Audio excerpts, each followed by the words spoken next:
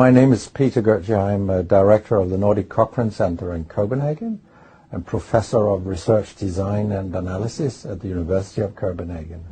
2 years ago, I found out that our prescription drugs are the third leading cause of death after heart disease and cancer.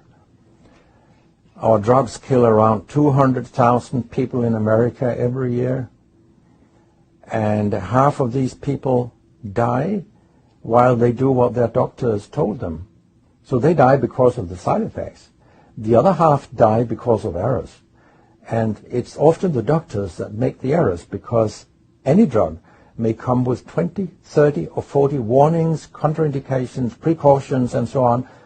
No doctor in the world knows about all this.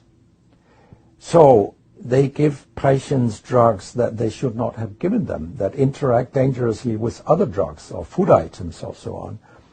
And then the patients die. That's the other half. So the other thing I found out 2 years ago was that much of what the drug industry does fulfills the criteria for organized crime in U.S. law. And they behave in many ways like the mafia does.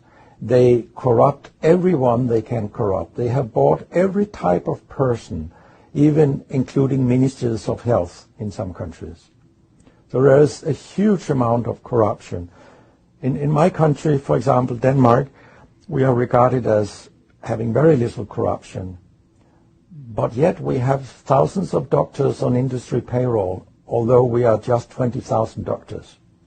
So this is an effective kind of corruption. The drug industry buys the professors first, then chiefs of department, then other chief physicians and so on. They don't buy junior doctors. So when several thousands are on industry payroll, it's really, really bad. And that's why I wrote my book, Deadly Medicines and Organized Crime, How Big Pharma Has Corrupted Healthcare.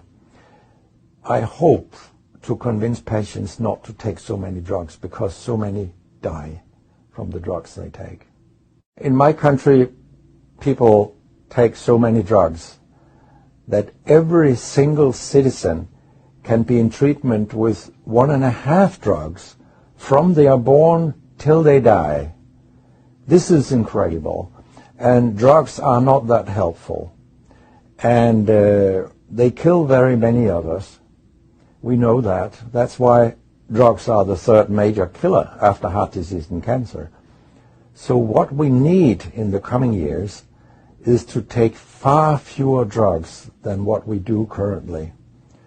If we did that and we were careful, then we could live longer and live better lives.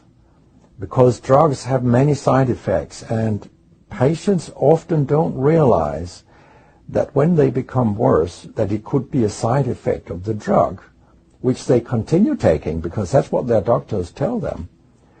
So when I was a specialist in internal medicine, what I very often did was that I stopped a lot of drugs, particularly in elderly people, and it's quite revealing to see a bedridden elderly person come into your ward, and when you stop the drugs, I mean, that person becomes many years younger.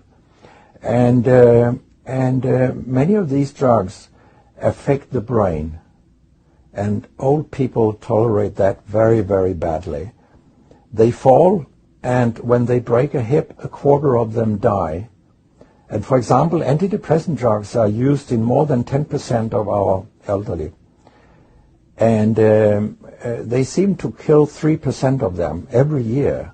I mean, if 100 old people take an antidepressant for 1 year, 3% of them will die because they fall and break their hip. This is a huge death rate. So a lot of other drugs than antidepressants also make people fall and kill them. And they may affect your cognition, your memory, and all these things. And then they interact in ways that we know almost nothing about. Very many elderly, they take more than 5 drugs a day. And we actually don't know how these drugs interact with each other. What we do know is that all drugs have many effects in the body, and some of them interact also in their metabolism. so that you can get a too high concentration of a drug if you take other drugs simultaneously.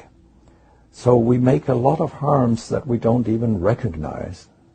I have a pretty colorful collection of things people have called me during all these years. And sometimes journalists have asked me, why do you always look up controversy?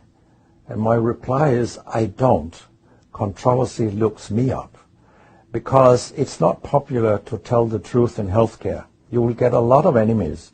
Because a lot of people make money on false premises. Doctors and industry alike. And our drug regulators and our politicians, they are on board on this wagon. So very few people are independent of money in healthcare. And of